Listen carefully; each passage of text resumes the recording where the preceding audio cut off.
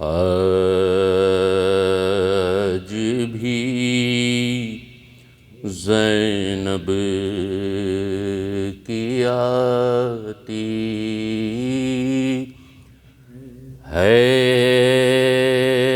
صدا بھائی حسین، آج بھی زینب کی آتی ہے صدا بھائی حسین، تیرا چہرہ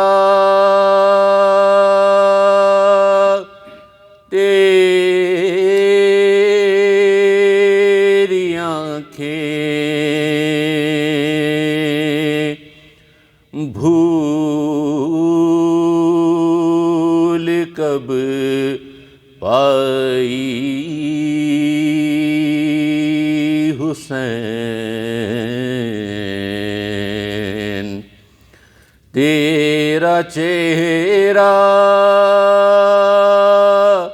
تیری آنکھیں بھول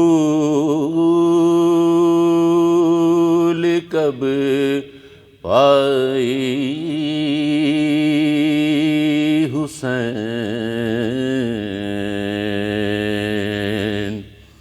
آج بھی زینب کی آتی ہے صدا بھائی حسین، چلتے ناکے سے گرایا، خود کو جلتی ریت پر چلتے ناکے سے گرایا، خود کو جلتی ریت پر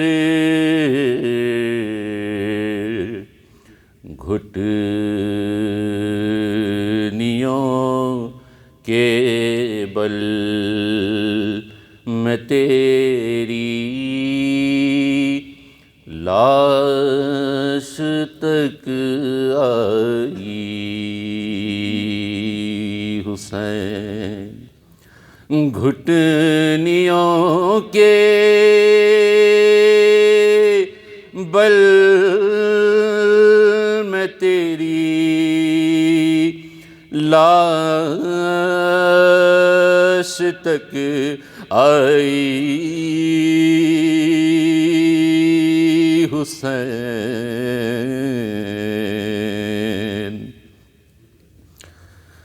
بس میں گھبرائی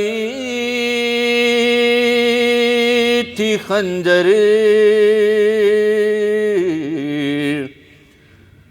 تجھ پہ چلتا دیکھ کر، بس میں گھبرائی تھی خنجر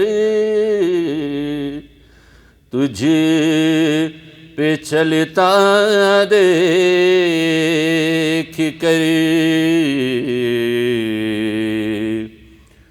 پھر کسی مشکل میں گھر کر میں نہ گھبرائی حسین، پھر کسی مشکل میں گھر کر میں نہ گھبرائی حسین۔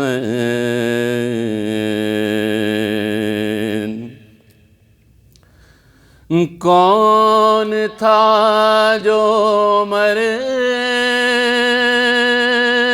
والوں میں نہیں تھا خوبرو؟ کون تھا جو مرنے والوں میں نہیں تھا خوبرو؟ بھولنے بیٹھی تو کس کی نہ یاد آئی حسین؟ بھولنے بیٹھی تو کس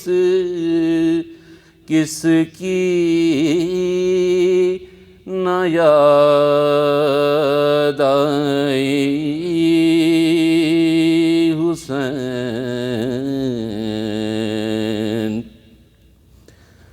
بہہ رہے تھے اشک آنکھوں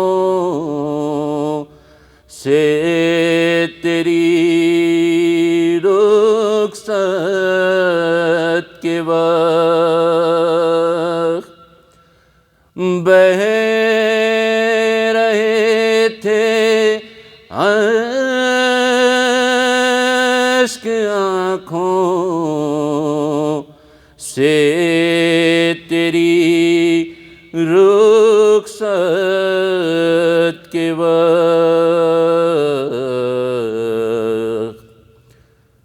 پھر کوئی آنسو نہ ٹپکا، آنکھ پتھرائی حسین۔ پھر کوئی آنسو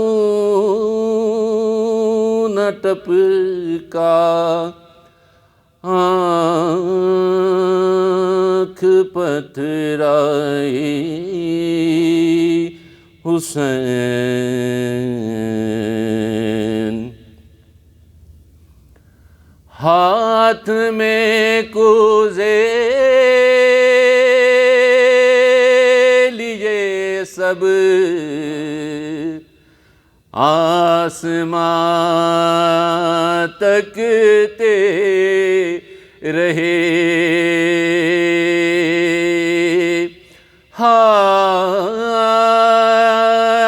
ہاتھ میں کوزے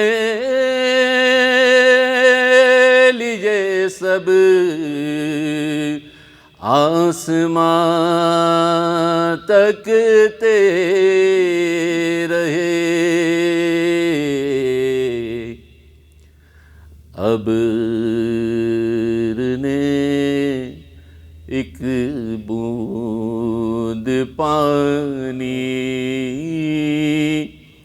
کی نہ برسائی حسین۔ ابر نے ایک بوند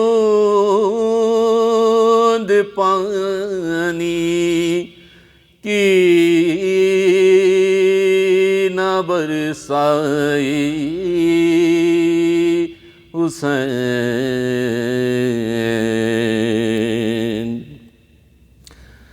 دور افتادہ سفر سے لوٹ کر میں نے نوید دور افتادہ سفر سے لوٹ کر میں نے نوید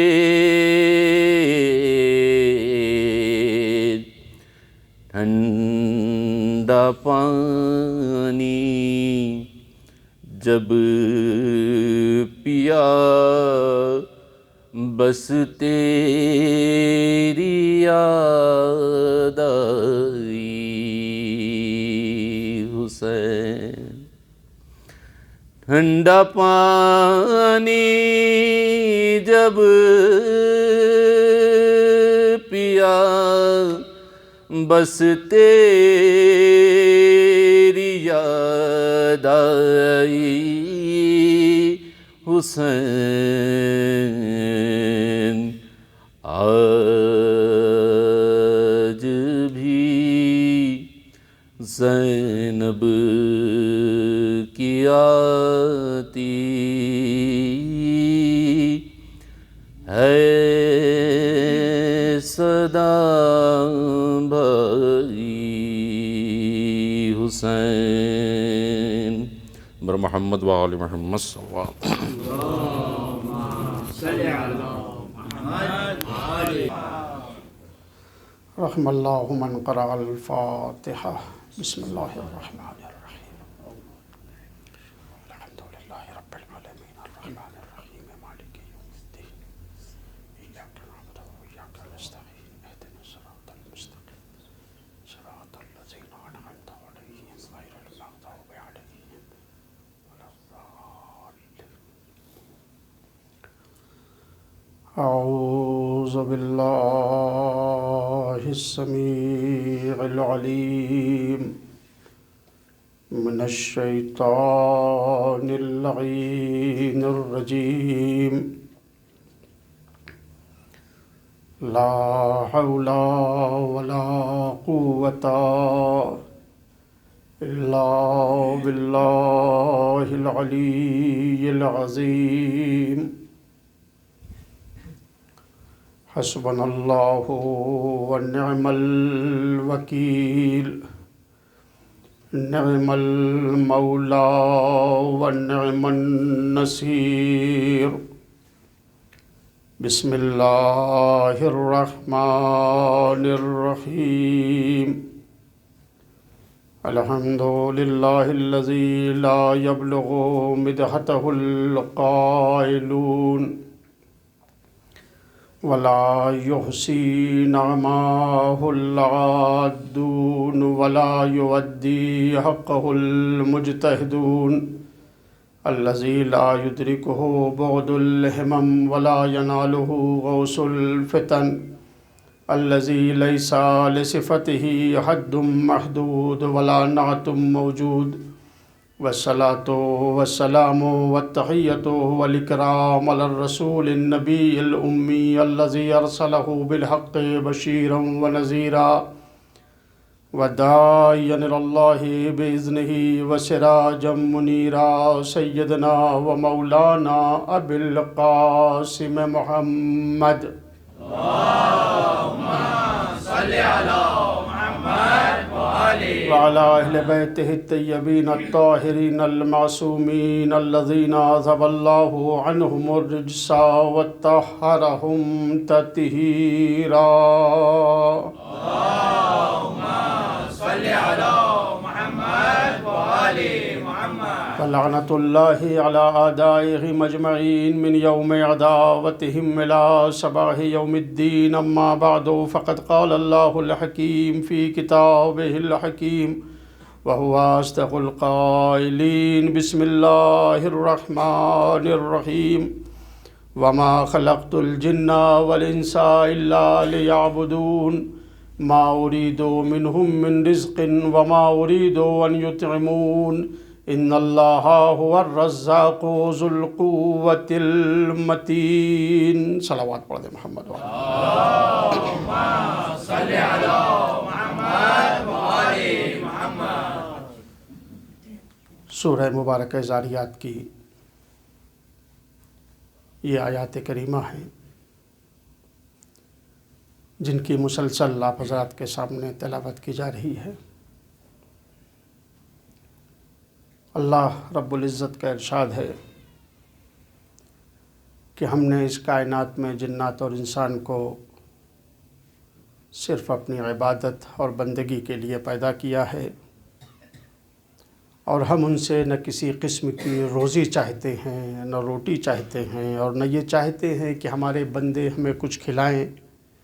ان اللہ هو الرزاق ذو القوۃ المتین، بے شک رزق دینے والا اللہ ہے جو صاحب قوت اور قدرت ہے۔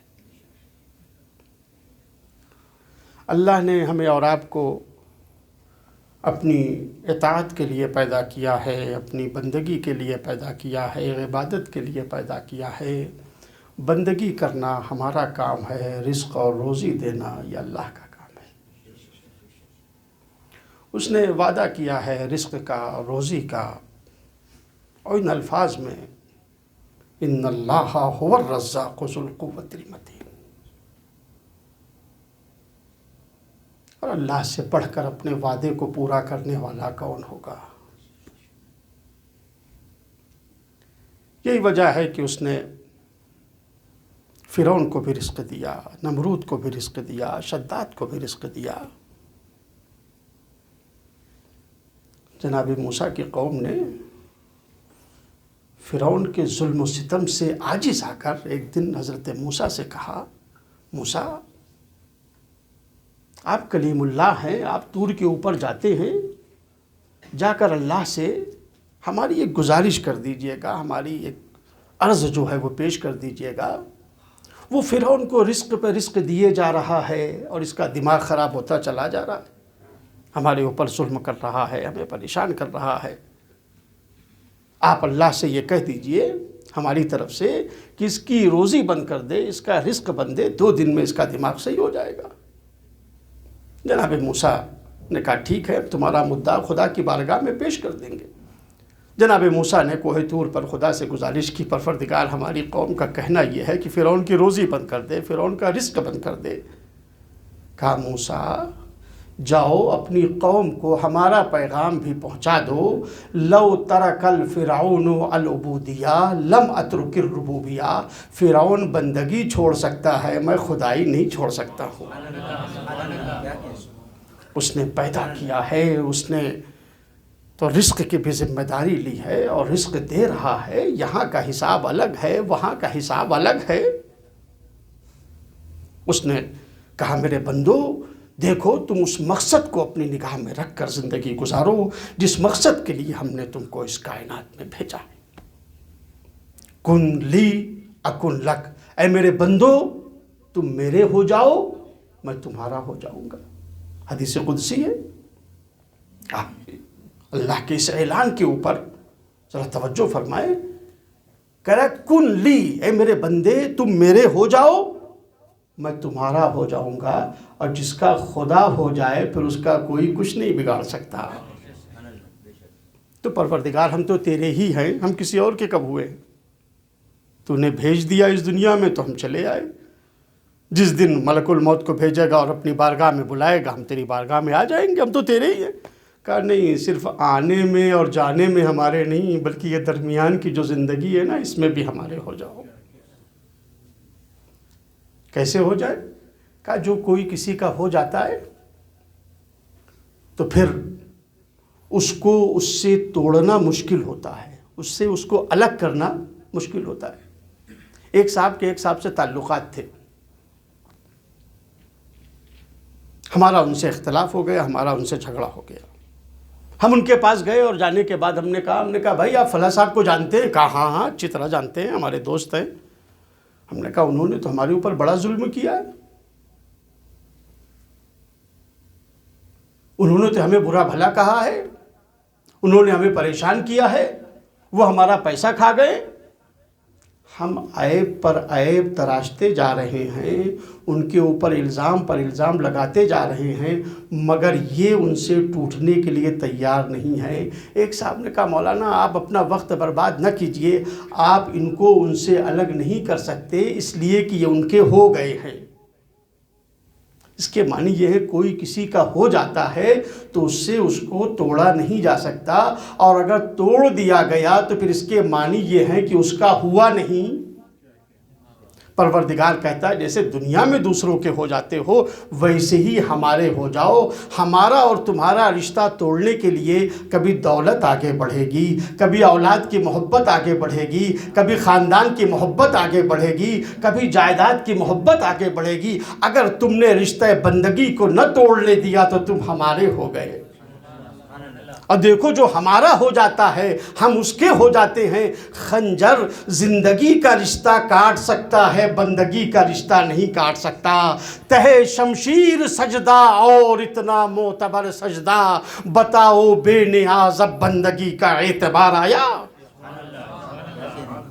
امام حسین خدا کے ہو گئے، خنجر نے زندگی کا رشتہ کاٹ دیا، مگر نوک نیزہ پہ بھی قرآن کی تلاوت ہو رہی ہے۔ تو خدا کہہ رہا ہے تم میرے ہو جاؤ گے میں تمہارا ہو جاؤں گا۔ امام حسین خدا کے ہو گئے تو خدا نے ذکر حسین کو قیامت تک کے لیے باقی رکھنے کی ضمانت لے لی ہے۔ یہ کیا ہے مجلس عزیزو؟ یہ حسین کا تذکرہ جگہ جگہ کے اوپر۔ کون سا ملک ہے جہاں حسین ابن علی کا ذکر نہیں ہو رہا ہے؟ یہ پروردگار کا وہی وعدہ ہے، کن لی اکن لک، تم میرے ہو جاؤ میں تمہارا ہو جاؤں گا۔ یہ اللہ نے جس مقصد کے لیے ہمیں اور آپ کو پیدا کیا ہے وہ کیا ہے؟ عبادت، بندگی، خدا کے ہو جائے۔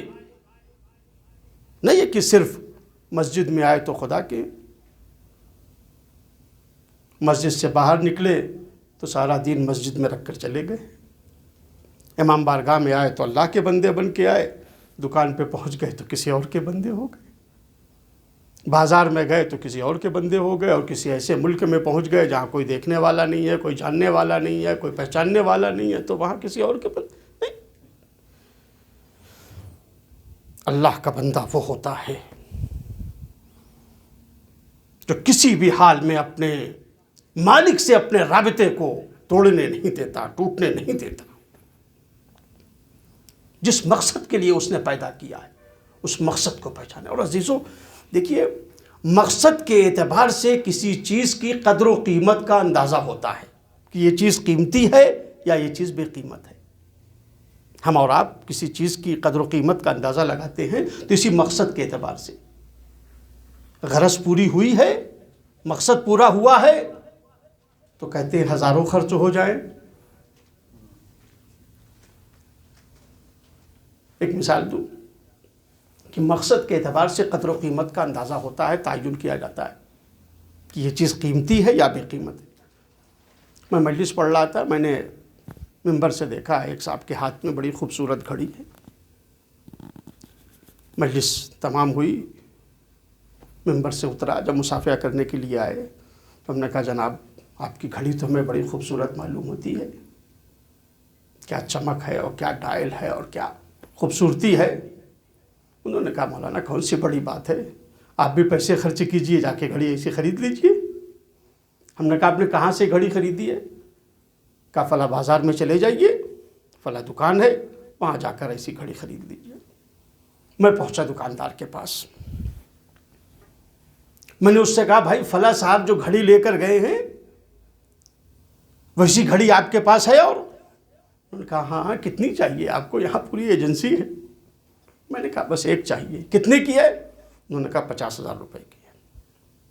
میں نے کہا آپ مجھ سے 1,000 اور زیادہ لے لیں، 51,000 لے لیں، یہ گھڑی مجھے دے دیں۔ انہوں نے کہا نہیں اس کی قیمت جو کمپنی نے معین کی ہے وہ یہی معین کی ہے، آپ 50,000 دے دیجئے، گھڑی لے جائیں۔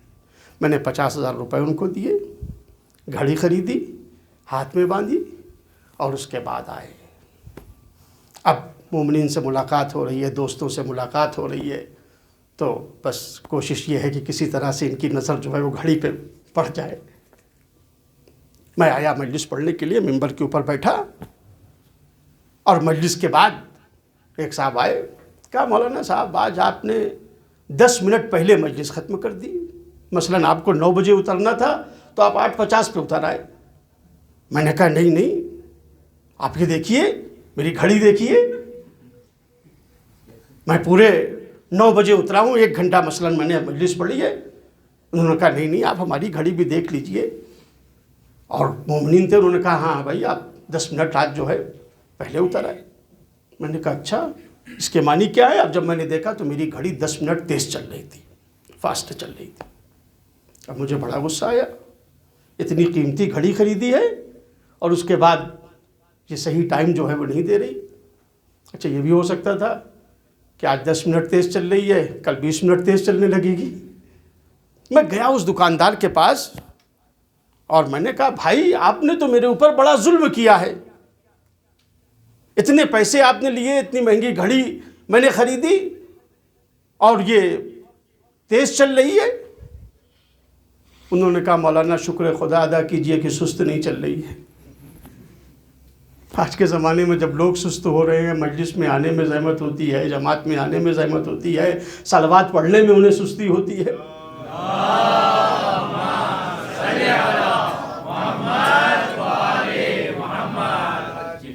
آپ شکر خدا ادا کیجئے کہ سست نہیں چل رہی۔ میں نے کہا کیا مطلب؟ میں نے گھڑی اس لیے نہیں خریدی تھی کہ وہ فاسٹ چلے اور 10 منٹ آگے رہے۔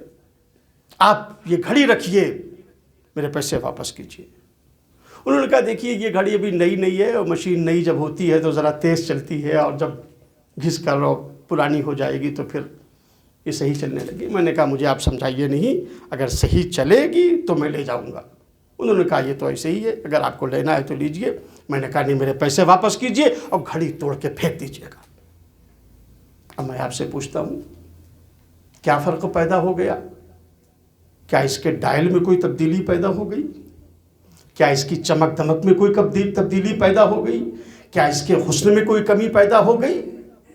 کل وہ انسان جو 50,000 کے بجائے 51,000 دینے کے لیے تیار تھا، آج وہی انسان کہہ رہا ہے اسے توڑ کر پھینک دیجئے۔ عزیزو بات کیا ہے؟ بات یہ جس مقصد کے لیے لیا تھا اگر وہ مقصد پورا نہ ہو تو توڑ کر پھینک دیے جانے کے قابل ہے، لیکن اگر مقصد پورا ہو جائے تو 50,000 میں بھی سستی ہے۔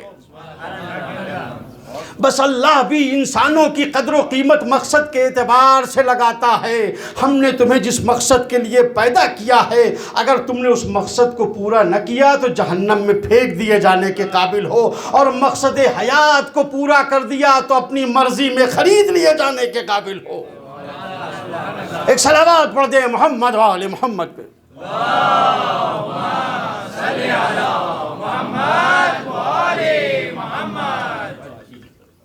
وہ بھی انسان کی قدر و قیمت اسی مقصد سے لگاتا ہے۔ انسان تجھ کو جس مقصد کے لیے پیدا کیا ہے، اگر تو نے اس مقصد حیات کو پورا کر دیا تو جنت کیا چیز ہے، کوثر کیا چیز ہے، میں تجھے اپنی مرضی دے سکتا ہوں۔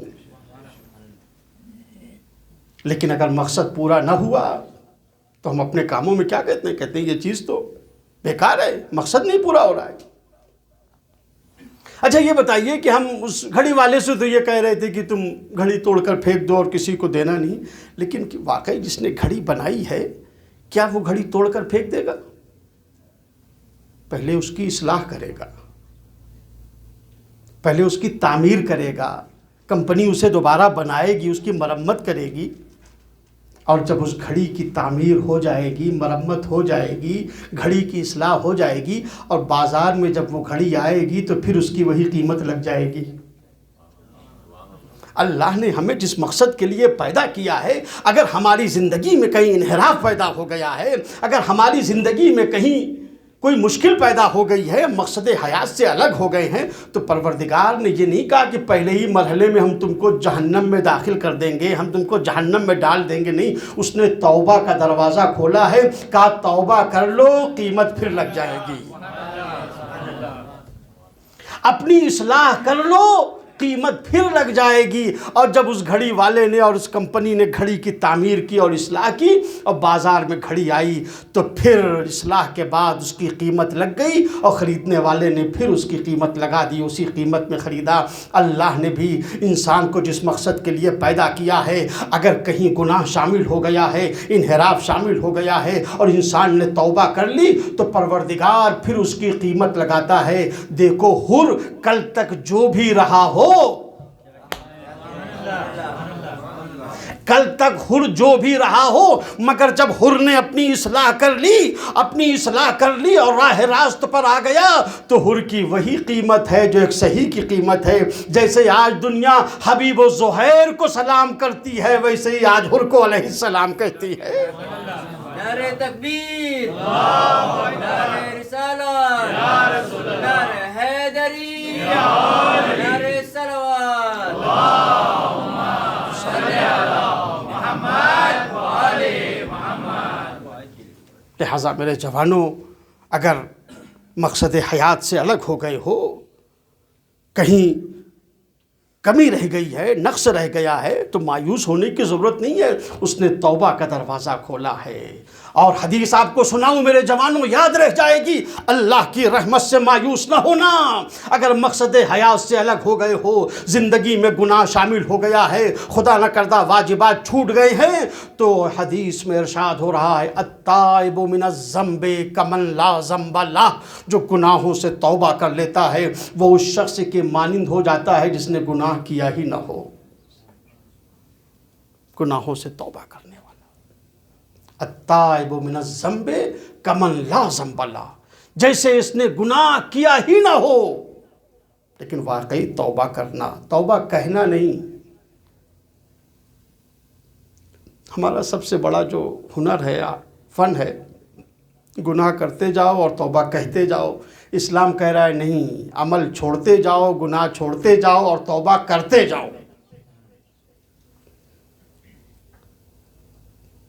یعنی جو گناہ ہو رہا ہے، توبہ کے معنی یہ ہے کہ انسان اس برائی کو چھوڑ دے۔ مثال کے طور پہ آپ کی نماز قضا ہوئی ہے، 15 سال میں ہمارے اوپر نماز واجب ہوئی تھی، وہ 2-3 سال کا زمانہ جو تھا، مثلا 17 سال 18 سال تک ہم متوجہ نہیں تھے اور ہم پابندی سے نماز نہیں پڑھتے تھے، کبھی پڑھ لی کبھی نہیں پڑھی، تو نماز قضا ہے، اس کی توبہ کرنا ہے۔ اس کی توبہ کے معنی کیا ہے؟ اس کی توبہ کے معنی یہ ہے کہ وہ نمازیں جو آپ کی قضا ہیں آپ انہیں ادا کر دیجئے، یہ اس کی توبہ ہے۔ خدا کہتا ہے ہم قبول کر لیں گے، اگرچہ ہمیں یہ سوال کرنا چاہیے تھا کہ ہم نے اس وقت تمہارے اوپر یہ نماز واجب کی تھی، تم نے اس وقت کیوں نہیں پڑھی؟ مگر چلو، اگر تمہیں توبہ کرنا آتا ہے تو ہم توبہ کو قبول کرنے والے ہیں۔ تمہارے اوپر 15 سال کی عمر میں روزہ واجب تھا، تم نے 3-4 سال جو شروع کے تھے اس میں تم نے پابندی سے روزہ نہیں رکھا، اب کیا ہوگا؟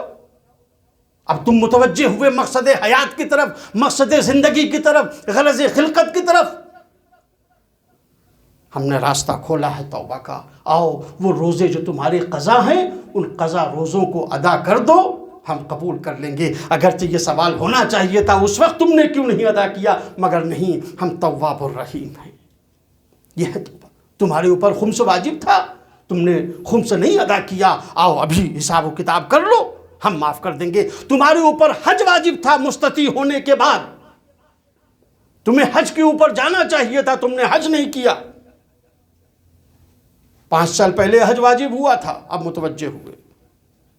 خدا کہتا ہے چلو ابھی آ جاؤ، اس کی توبہ یہی ہے کہ اب آ کر حج کر لو، ہم تمہیں معاف کر دیں گے۔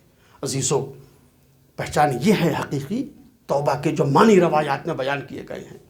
حج کو اللہ نے واجب قرار دیا ہے، حدیث موجود ہے من ماتا ولم یحج ماتا یہودیا او نصرانیا، اللہ کے رسول نے فرمایا جس کے اوپر حج واجب ہو اگر وہ حج نہ کرے تو وہ یہودی مرے گا یا نصرانی مرے گا۔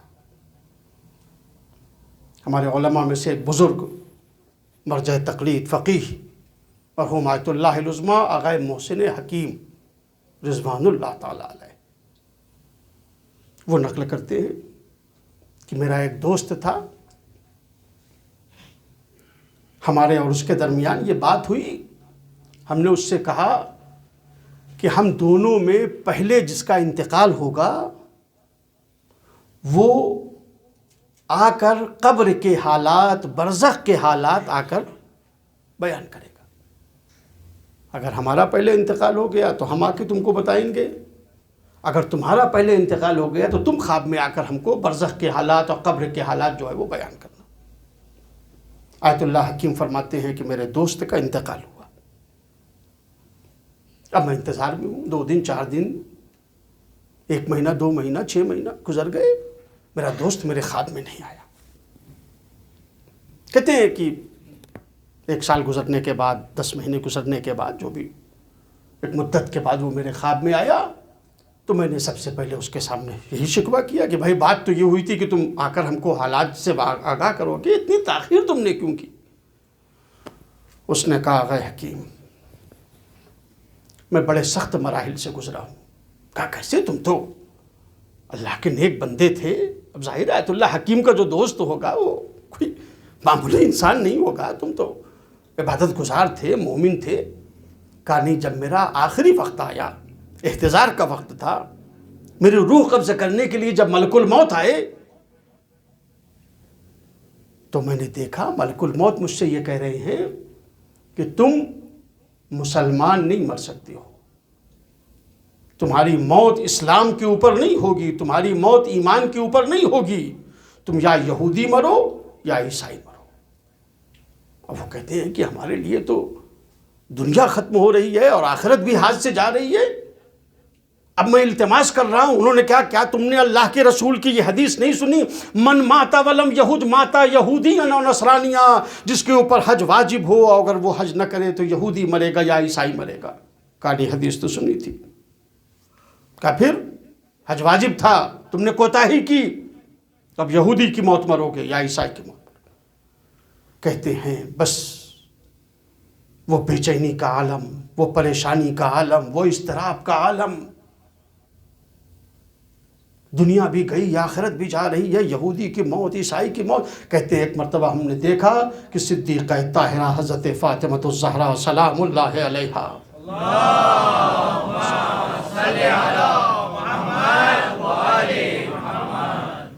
میرے سرہانے کھڑی ہیں۔ ائمہ معصومین کو میں نے دیکھا، میں نے بی بی سے توسل کیا۔ صدیقہ طاہرہ نے فرمایا اپنے فرزند حضرت امام مہدی عجل اللہ تعالی فرجہ الشریف سے، کہا اے میرے اللہم صلی علی محمد و آل محمد، کہا بیٹا مہدی، اس سال جب تم حج کے لیے جانا تو تم حج اس بندے خدا کی طرف سے کرنا تاکہ اس کا واجب ادا ہو جائے۔ عزیزو، پہچانے ان شخصیتوں کی عظمتوں کو، پہچانے۔ ہر انسان سوچے، اب ظاہر ہے کہ امام زمانہ بھی ایک ہی شخص کی طرف سے 1 سال میں حج کر سکتے ہیں، اور ہر ایک کردار کی اس منزل کے اوپر بھی نہیں ہوتا ہے جس کی طرف سے امام حج کرنے کے لیے جائے۔ لہٰذا توبہ کے معنی کیا ہے؟ حج واجب تھا، تاخیر کی، کوتاہی کی، حج کے لیے چلے جائیں۔ حاسبو، اپنا حساب و کتاب کرو قبل اس کے کہ تم سے حساب و کتاب لیا جائے۔ آج عمل کا دن ہے۔ مولا امیر المومنین علی ابن ابی طالب صلوات اللہ وسلامہ علیہ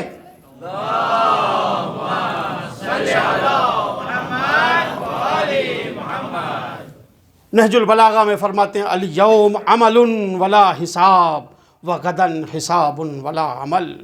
اے میرے شیعو، اے میرے چاہنے والو، آج عمل کا دن ہے، حساب کا دن نہیں ہے، کوئی پوچھنے والا نہیں ہے۔ آج عمل کرو۔ وغدن حساب ولا عمل، لیکن کل کا دن جو آئے گا وہ حساب و کتاب کا دن ہوگا، عمل کی کوئی گنجائش نہیں ہوگی۔ لہٰذا اس مقصد کو پہچانے، اور اس مقصد کو پہچاننے کے بعد اس کائنات میں، اس دنیا میں، اس صفحہ ہستی کے اوپر زندگی گزاریں۔ کیا معنی ہے؟ وَمَا خَلَقْتُ الْجِنَّ وَالْإِنسَ إِلَّا لِيَعْبُدُونَ۔ امام نے فرمایا الا لیعبدون کے معنی یہ ہیں الا لیعرفون، اللہ نے جنات اور انسان کو اس لیے پیدا کیا ہے تاکہ انسان اور جنات اپنے پروردگار کو پہچان لیں۔ توجہ فرمایا عزیز، ہم سمجھتے ہیں کہ اسلام میں سب سے پہلا واجب جو ہے وہ نماز ہے، لیکن آپ روایات اہل بیت کا مطالعہ کریں گے تو آپ کو اندازہ ہوگا کہ نماز سے پہلے بھی ایک واجب ہے، نماز سے پہلے بھی ایک فریضہ ہے، ورنہ اگر اس فریضے پر عمل کرنے کے بجائے انسان نماز کے لیے کھڑا ہو جائے تو یہ نماز نہیں ہے۔ الا لیعبدون الا لیعرفون، اس لیے پیدا کیا ہے تاکہ بندہ خدا کو پہچان لے۔ نماز پڑھنے سے پہلے اس خدا کو تو پہچانو جس کے لیے نماز پڑھ رہے ہو، ورنہ اگر خدا کو نہیں پہچانا، خدا کی معرفت حاصل نہیں کی، خدا کی عظمت نگاہوں میں نہیں ہے، مصلی کے اوپر آ کے قبلہ رخ کھڑے ہو گئے تو کس کے لیے نماز پڑھ رہے ہو؟ اگر خدا کو واقعی نہیں پہچانا ہے تو اس کے معنی یہ ہے کہ خدا کا تصور تم نے اپنے ذہن میں بنا لیا ہے، ایک خیال خدا پیدا ہو گیا ہے، اس کی عبادت کر رہے ہو۔ اللہ خیال کی عبادت کا حکم نہیں دے رہا ہے، خدا کی عبادت کا حکم دے رہا ہے۔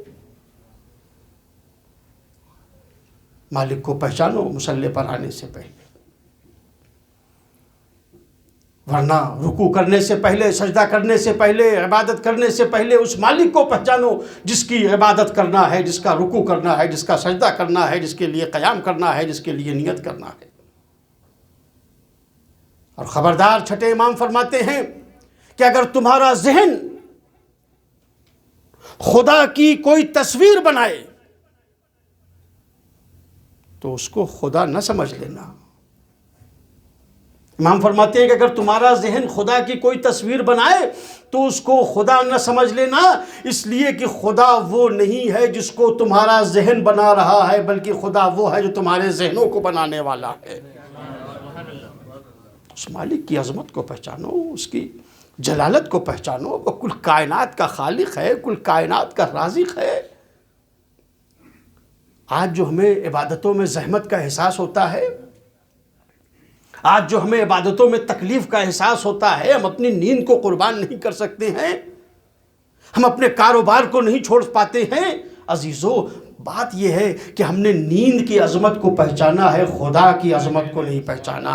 ہم نے پیسوں کی عظمتوں کو پہچانا ہے، ہم نے اللہ کے قانون کی اہمیت کو نہیں پہچانا۔ ورنہ کیسے ممکن ہے اگر انسان اللہ کی معرفت حاصل کر لے اور مؤذن آواز دے رہا ہے اللہ اکبر، انسان بستر کے اوپر پڑا رہے؟ ہم نے چونکہ اللہ کو نہیں پہچانا، لہٰذا ہمیں عبادت کی لذت جو ہے وہ نہیں ملتی ہے، ہم کو پروردگار کی عبادت کا وہ جو ذائقہ ہے وہ محسوس نہیں ہوتا ہے، لہٰذا ہمیں تلاوت قرآن میں بھی لطف نہیں آتا، ہمیں دعائے کمیل پڑھنے میں لطف نہیں آتا، ہمیں سورہ یاسین پڑھنے میں لطف نہیں آتا، ہمیں نماز پڑھنے میں لطف نہیں آتا۔ کیوں؟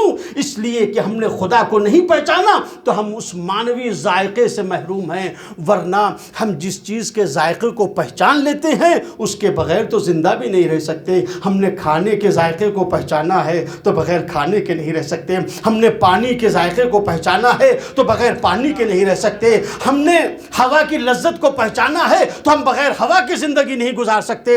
جیسے ہم نے مادیات کی لذتوں کو پہچانا ہے، ایسے اگر معنویات کی لذتوں کو بھی پہچان لیے ہوتے تو بندگی سے الگ نہیں رہ سکتے تھے۔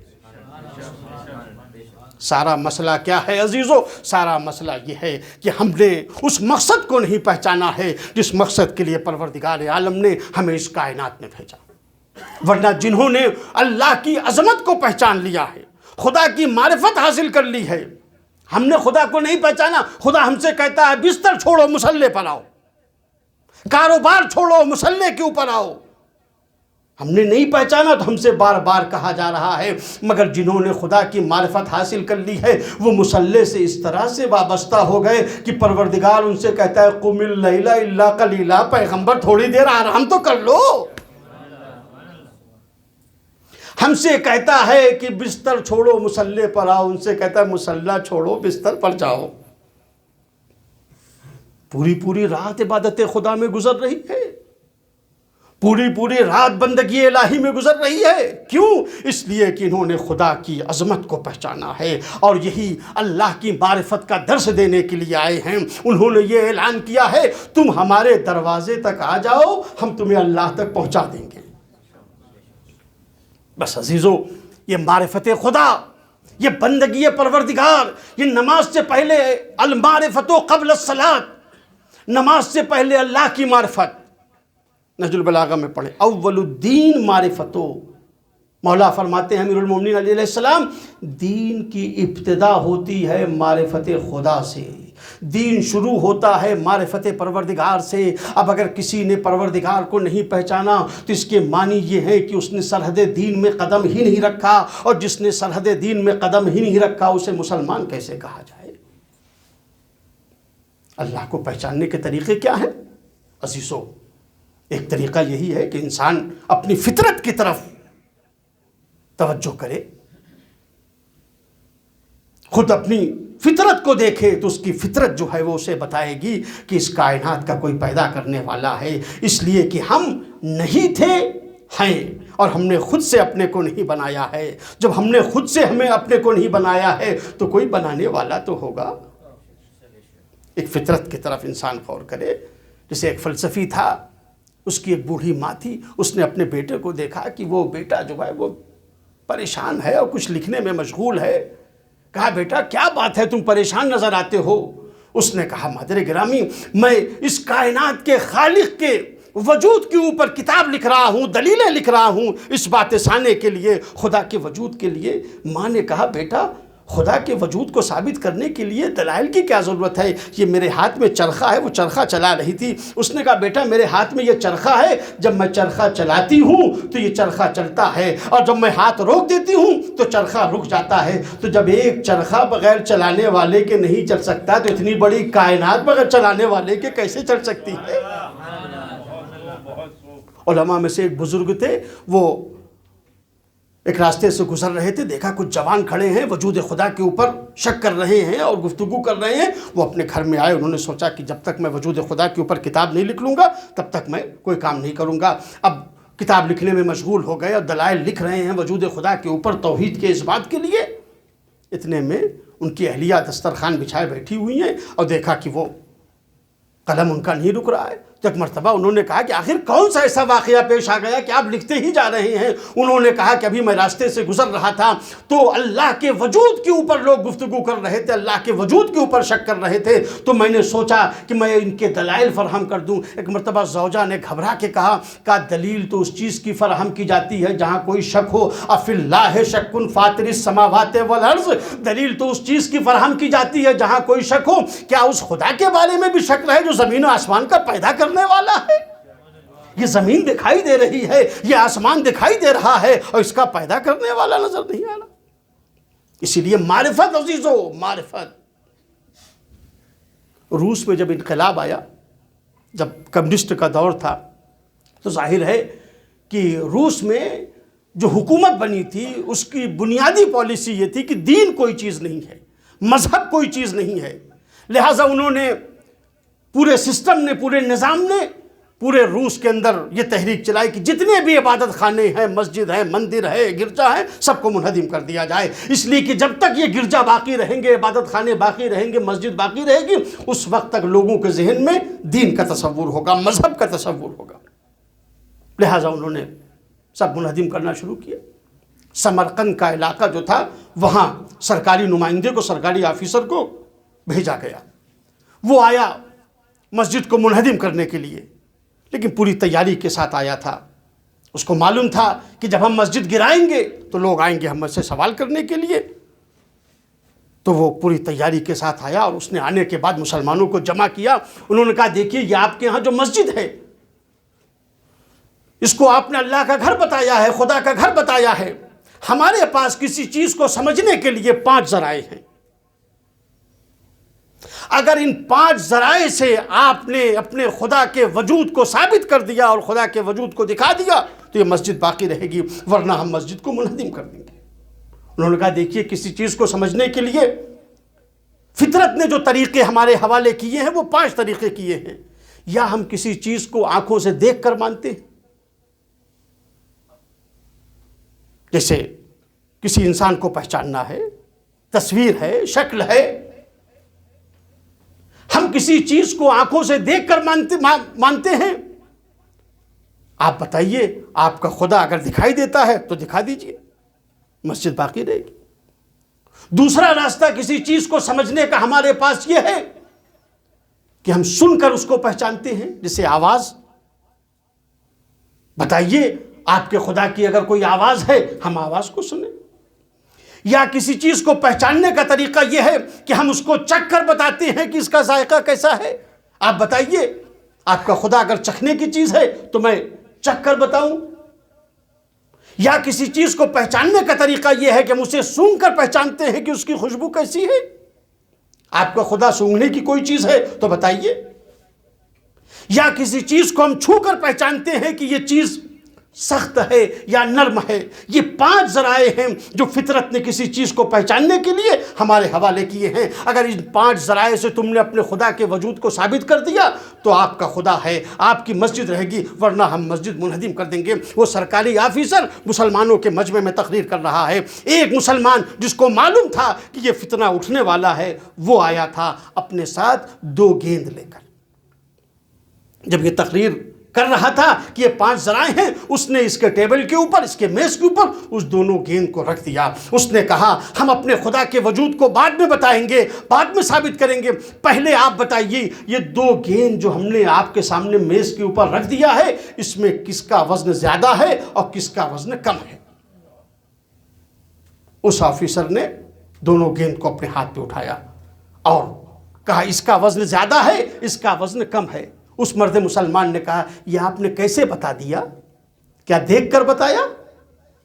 سن کر بتایا؟ سونگھ کر بتایا؟ چکھ کر بتایا؟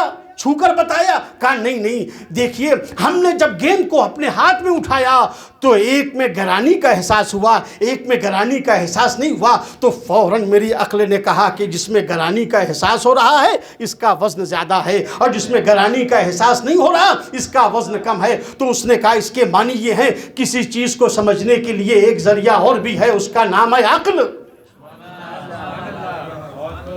ہاتھ کے اوپر گیند آ جائے تو تمہاری عقل کام کرتی ہے، اور اتنی بڑی کائنات دیکھ رہے ہو اور تمہاری عقل کام نہیں کر رہی۔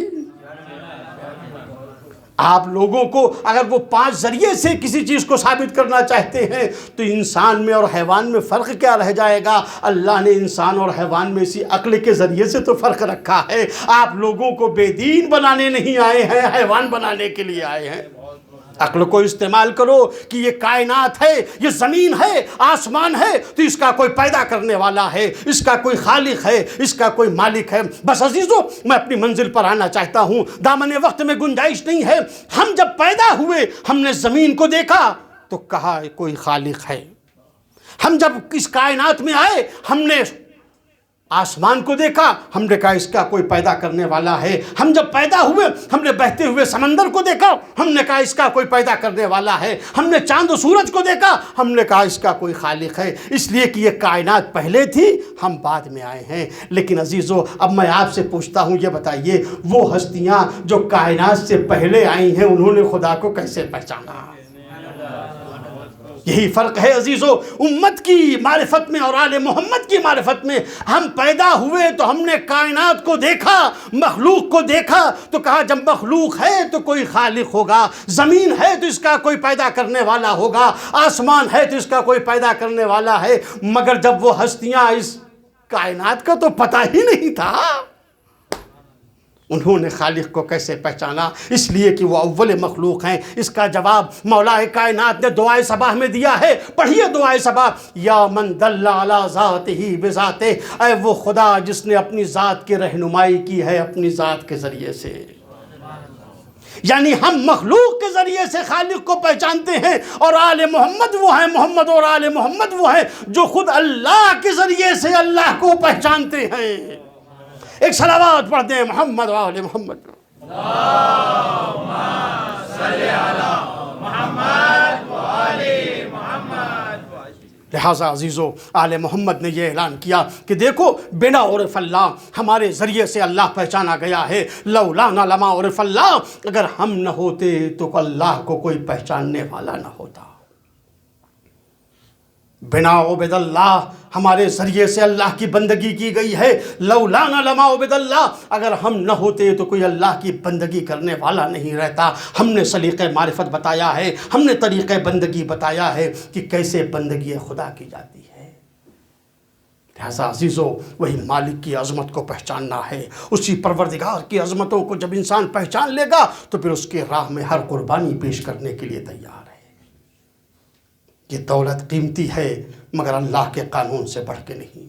یہ اولاد قیمتی ہے مگر اللہ کے دین سے بڑھ کے نہیں ہے. یہ زندگی قیمتی ہے مگر اللہ کے دین سے بڑھ کے نہیں ہے. یہی وجہ ہے جنہوں نے مالک کی عظمتوں کو پہچانا اور جب دین الہی کے اوپر وقت آیا تو آواز دی، ان کان دین محمد لم یستقم الا بقتلی، اگر دین پیغمبر نہیں بچ سکتا سوائے میرے قتل کے تو تلوارو آؤ ہمیں قتل کر دو. عزیزو، اپنے وطن کو چھوڑنا آسان نہیں ہے. میرے سامنے جو مجمع بیٹھا ہوا ہے اس میں تقریباً سبھی وہ ہیں جنہوں نے ایک دن اپنے وطن کو چھوڑا ہے. مگر فرق ہے، ہم اور آج جب اپنا وطن چھوڑ رہے تھے تو ایک اچھے مستقبل کی امید میں جا رہے تھے، ایک اچھے مستقبل کی امید میں سفر کر رہے تھے. لیکن عزیزو، فاطمہ کا لال جب مدینہ چھوڑ رہا تھا معلوم تھا کہ میرا بھرا گھر اجڑ جائے گا، میرا علی اکبر قتل کر دیا جائے گا، میرا عباس کے ہاتھ قلم ہو جائے گے. یہی وجہ ہے عزادارو، جب حسین ابن علی شب 28 رجب کو نانا کے روضے پر گئے ہیں تو جانے کے بعد نانا کے روضے پر جا کر مناجات کرنے لگے. کہا، اے نانا، کیا اس قبر میں میرے لیے کوئی جگہ نہیں ہے؟ اے نانا، کیا اس قبر میں میرے لیے کوئی جگہ نہیں ہے؟ مناجات کرتے کرتے امام حسین کی آنکھ لگ گئی. خواب میں کیا دیکھا کہ قبر پیغمبر شکافتہ ہوئی ہے اور رسول اللہ قبر سے باہر آ گئے. کہتے حسین، کربلا جاؤ، جا کر قربانی پیش کرو تاکہ میرا دین بچ جائے. لیکن اے حسین، تنہا نہ جانا، زینب کو بھی ساتھ لے کر جانا. نانا کے روضے سے اٹھے، بھائی کی قبر پر گئے، امام حسن کی قبر پر گئے، امام حسن کی قبر سے رخصت ہوئے، مادر گرامی کی قبر پر آئے. اماں، آپ کا حسین جا رہا ہے. اے رونے والوں، اب یہاں مقاتل نے جو لکھا ہے امام حسین کا قبر رسول پہ جانے کا انداز، امام حسن کی قبر پہ جانے کا انداز اور صدیقہ طاہرہ کی قبر پہ جانے کا انداز. کہا حسین جب نانا کی قبر پر جا رہے تھے تو ایسے قدم زمین پر رکھ رہے تھے جیسے کوئی کوہ وقار جا رہا ہو، اور جب بھائی کی قبر کی طرف گئے ہیں تو ایسے گئے ہیں جیسے کوئی دین اور دنیا کا بادشاہ جا رہا ہو. آہستہ آہستہ قدم بڑھاتے ہوئے بھائی کی قبر پر گئے، مگر جب مادر گرامی کی قبر پر آئے ہیں تو اتنی تیزی سے دوڑتے ہوئے آئے جیسے کوئی بچہ جا کے ماں سے لپٹ جاتا ہے. آواز دی، السلام علیک یا اماں. اے مادر گرامی، اپنے حسین کا سلام قبول کیجئے. ارے قبر فاطمہ سے آواز آئی، علیک السلام یا غریب الام. اے ماں کے پردیسی بیٹے، تجھ پر بھی میرا سلام. اے حسین، اب تم مدینے سے جا رہے ہو تو یہ ماں بھی قبر میں چین سے نہ رہے گی. یہی وجہ ہے رونے والوں، ادھر حسین نے مدینہ چھوڑا، ادھر فاطمہ نے قبر چھوڑی اور قافلے کے ساتھ ساتھ ہیں.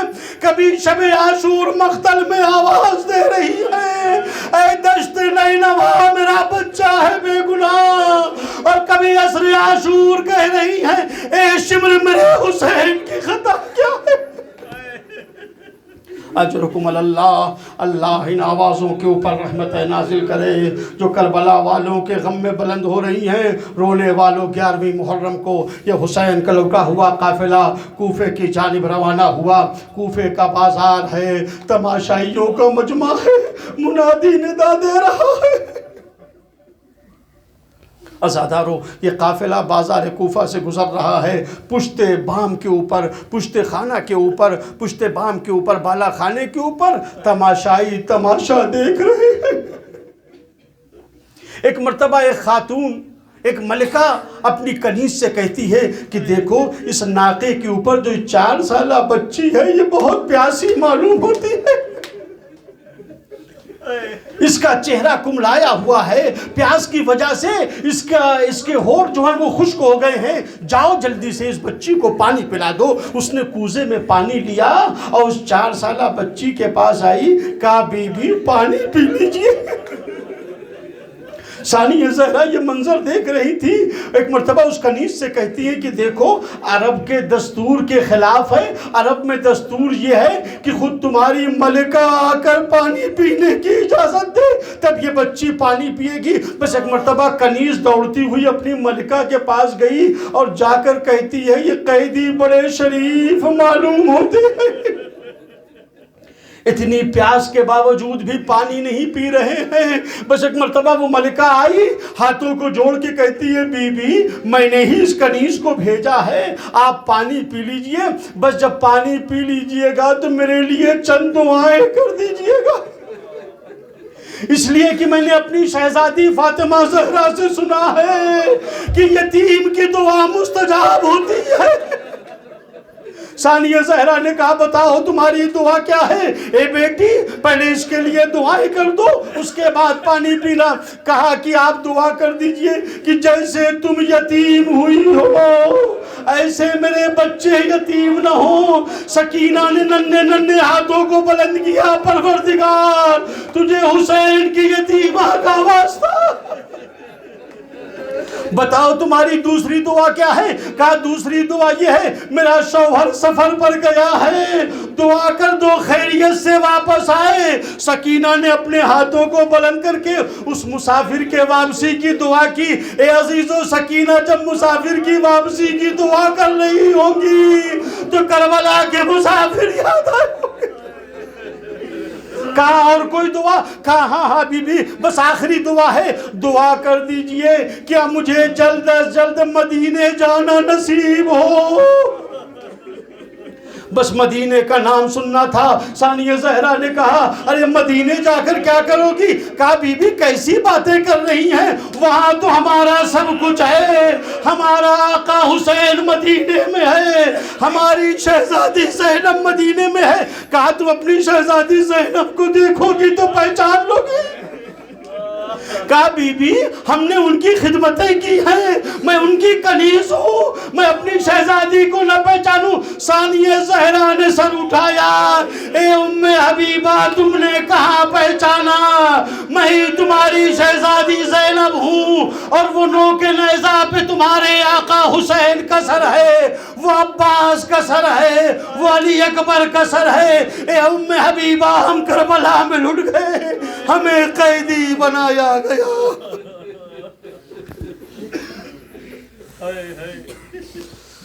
سَيَعْلَمُ الَّذِينَ ظَلَمُوا أَيَّ مُنْقَلِبٍ يَنْقَلِبُونَ اِنَّا لِلَّهِ وَإِنَّا إِلَيْهِ رَاجِعُونَ۔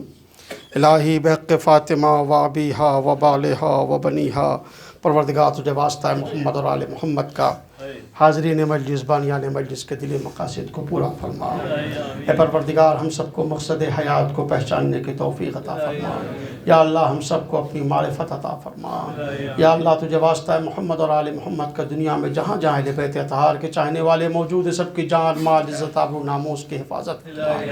یا اللہ جو مقروض ہیں ان کے قرض کو ادا فرما، جو بے روزگار ہیں انہیں روزگار عطا فرما۔ یا اللہ جو بے اولاد ہیں انہیں صاحب اولاد بنا، جو صاحب اولاد ہیں انہیں اولاد کی تربیت کرنے کی توفیق عطا فرما۔ یا اللہ جو حج و زیارات کے مشتاق انہیں حج و زیارات سے مشرف فرما۔ اے میرے اللہ پرچم اسلام کو سربلند فرما، پرچم کفر و شرک کو سرنگوں فرما، امام زمانہ کے ظہور میں تعجیل فرما، اور ہم سب کو ان کے اعوان و انصار میں شمار فرما۔ ربنا تقبل منا انکا انت السمیع العلیم۔ آپ حضرات سے گزارش ہے کہ ایک مرتبہ سورہ الحمد اور سورہ توحید کی تلاوت فرما کر اپنے مرحومین و مرحومات کے ساتھ مرحوم محمد علی حسین علی ڈھوسانی، یاسمین کانانی کی ارواح طیبہ کو ایصال ثواب فرماتے ہیں۔ بسم اللہ الرحمن الرحیم۔